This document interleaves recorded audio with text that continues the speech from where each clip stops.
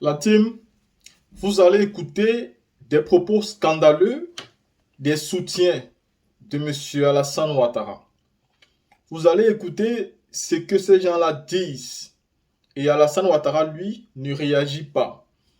Il y a des propos que quand on dit sur vous, vous devez faire des sorties pour vous désolidariser de ces propos ou de ces personnes qui tiennent ce genre de propos.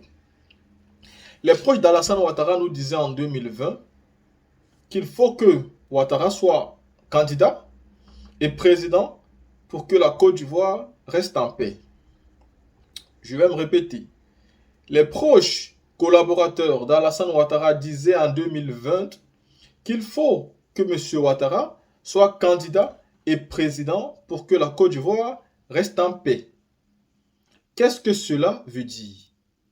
Et pourquoi Alassane Ouattara, devant de tels propos, n'est jamais sorti pour se dissocier ou se désolidariser de ce genre d'individus et même de les éloigner de lui?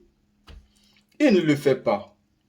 Pour plusieurs raisons. La première est que ce que ces gens disent, c'est lui qui leur demande de dire ça. De deux, il sait très bien qu'ils sont venus le dire à la place publique et il veut intimider tous les Ivoiriens. C'est exactement ce qui se passe à l'approche des élections locales et régionales. Vous suivez très bien ce qu'ils disent. Ils disent, si vous ne votez pas les candidats du RDR, vous n'aurez pas droit au financement. Vous n'aurez plus droit à de l'eau, vous n'aurez plus droit à des routes, et peut-être vous aurez droit à des coupures intempestives de courant.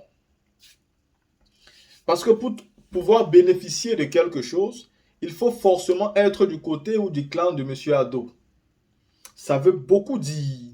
Ça nous rappelle donc ici du discours de l'évêque Marcelin Kouadio Yao, parce que son discours parlait bien de favoritisme, des personnes qui sont pour notre cause et mauvais comportement pour les personnes qui sont contre nous. Alassane Ouattara a vraiment adopté l'idée selon laquelle les Ivoiriens sont ceux qui sont de son camp et que ceux qui sont opposés à lui ne sont pas des Ivoiriens.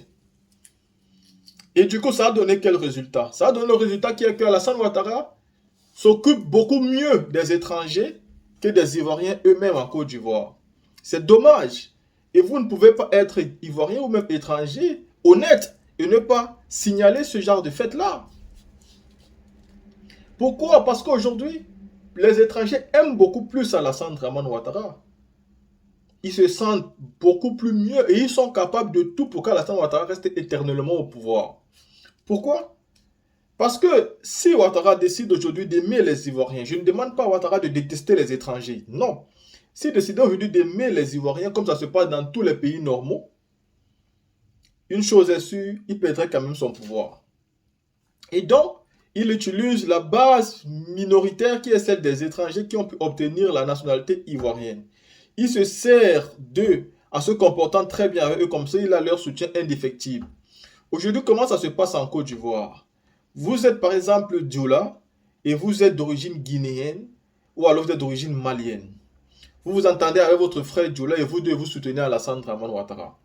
Demain, un de vous décide de ne plus soutenir Alassane Dramane Ouattara et il commence à soutenir un candidat de l'opposition. Son même frère, qui est d'origine guinéenne, et Dioula aujourd'hui en Côte d'Ivoire va lui dire, regarde-moi cet étranger-là, tu as oublié que tu es guinéen, et pourtant lui aussi est guinéen. Et c'est comme ça se passe dans beaucoup de cas. Deux Guinéens en Côte d'Ivoire qui ont la nationalité ivoirienne, qui soutiennent Alassane Dramane Ouattara. Il suffit qu'un seul décide de ne plus soutenir Alassane Ouattara pour que l'autre Guinéen dise à son frère, regarde-moi l'étranger là, en oubliant que lui-même il est étranger.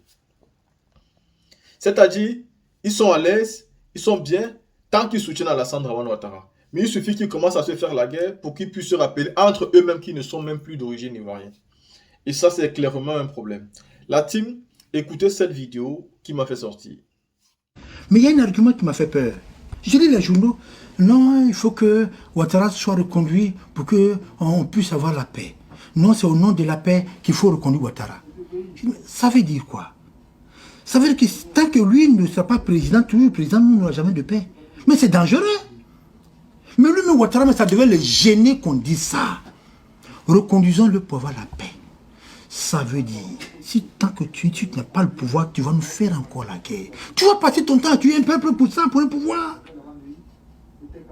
Mais alors, quels sont les moyens pour lui de nous empêcher d'avoir la paix? C'est pas une armée. C'est pas la guerre. La guerre, on l'a fait avec une armée.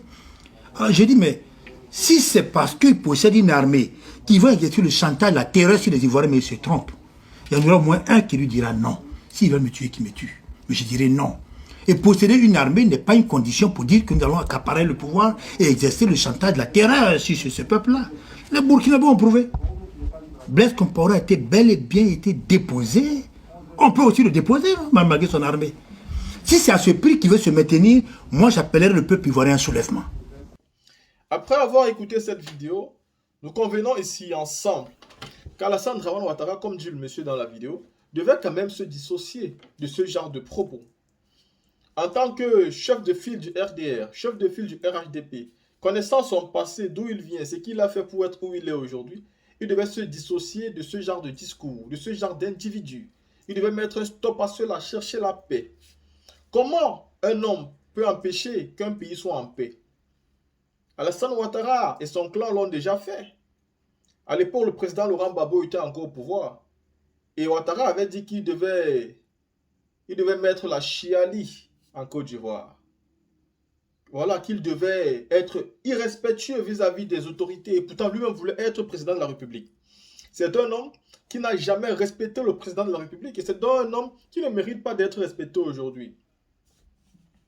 Alassane Ouattara avait donc utilisé M. Guillaume Soro, qui est un assoiffé du pouvoir depuis longtemps. Et Guillaume Soro avait été utilisé comme une marionnette. Il a porté les armes contre son peuple. Parce qu'il avait espoir que quand Alassane Ouattara devait finir de gouverner 2 mandats, lui, Soro devait devenir président. Parce que cette soif de pouvoir, il l'a en lui depuis. Et pour ça, il était prêt à tout. Il a donc été utilisé, manipulé, avec Alassane Ouattara à la tête et avec comme derrière tous les soutiens de l'Occident. Parce qu'il savait qu'Alassane Ouattara avait l'Occident derrière lui. Et c'est ainsi que je me mets du côté d'Alassane Ouattara, après lui, ça sera moi. Il était sûr à 100%, parce que c'était ça le deal. Alassane Ouattara, j'ai envie de vous dire, quand il veut dealer avec vous, il vous fait croire toutes les bonnes merveilles du monde et il vous promet monts et merveilles. Alassane Ouattara peut même vous promettre de vous donner sa femme si vous réussissez à faire quelque chose. Mais dès là où c'est réussi, vous allez vous rendre compte qu'Alassane Ouattara ne peut jamais vous offrir sa femme qu'il aime très bien. Alassane Ouattara a donc fait les promesses. Seulement les promesses qu'il a fait à Guillaume, il les a fait à beaucoup de personnes. En 2010, vous avez vu que le président Bédi a soutenu Alassane Ouattara parce qu'ils étaient dans le même game. Quand Alassane Ouattara devait faire 2 mandats et après Bédi devait venir, donc les mêmes choses qu'il a promis à Bédi, il les a promis à Soro, il a promis la même chose à plusieurs personnes. Et c'est comme ça qu'il a même continué à promettre les postes à ses ministres, dont Amadou Koulibaly et Ahmed Bakayoko, et qui sont aujourd'hui 6 mètres sous terre. Comment un individu comme celui-là peut donc accepter qu'on dise de lui qu'il est un homme démocrate, qu'il est un bon président, qu'il est digne d'être président? Ou alors, comment un individu comme celui-là peut vouloir qu'on respecte sa personne? Moi, en fait, je ne pourrais pas respecter Alassane Ouattara quand des personnes sortent pour tenir des propos comme ça et que lui reste depuis du haut de son fauteuil présidentiel et ne dit rien. C'est-à-dire, il consent tout ce qu'on dit de lui. Si Ouattara n'est pas candidat et président, le pays ne sera pas en paix. Ce qui signifie que si Ouattara n'est pas candidat et président, le pays sera dans la guerre. Le pays sera dans la rébellion. Et Ouattara nous a déjà démontré ça lors d'une période. Et nous savons que celui qui l'a fait hier peut le recommencer aujourd'hui. Pour empêcher la paix dans un pays, vous devez contrôler une armée. Alassane Ouattara l'a déjà contrôlé dans le passé. Il sait très bien comment ça se passe, il connaît comment ça fonctionne et il a ses soutiens. Voilà pourquoi il dit, s'il n'est pas candidat ou alors président, il n'y aura pas de paix en Côte d'Ivoire. Un homme ne doit pas dire ça. Parce que nul n'a le monopole de savoir et nul n'est plus intelligent que tout le monde. C'est un être humain, il n'est pas un dieu, il doit tenir compte de cela. Il doit tenir compte du fait qu'il doit mourir aussi un jour comme tout le monde et qu'il doit vivre en tant qu'être humain. Il n'est pas un super homme. Non. La team, ceci étant dit, vous pouvez comprendre que ce sont ces déclarations, ce sont ces propos, c'est le comportement de l'individu qui font que je ne partage pas du tout sa politique. Ce qui fait que je combats farouchement son idéologie politique qui veut que pour prendre le pouvoir, il faut tuer, il faut prendre les armes, il faut la guerre. Je ne peux jamais partager les idées d'un homme qui fait ce genre de choses. Alassane Ouattara n'est pas digne de respect, il n'est même pas digne de gouverner. Mais comme aujourd'hui, les autorités ne sont plus établies par Dieu, mais par le diable. Nous estimons que le diable est établi. Mais il va falloir que Dieu dise aussi son dernier mot. Ceci étant dit, restez connectés pour les prochaines vidéos.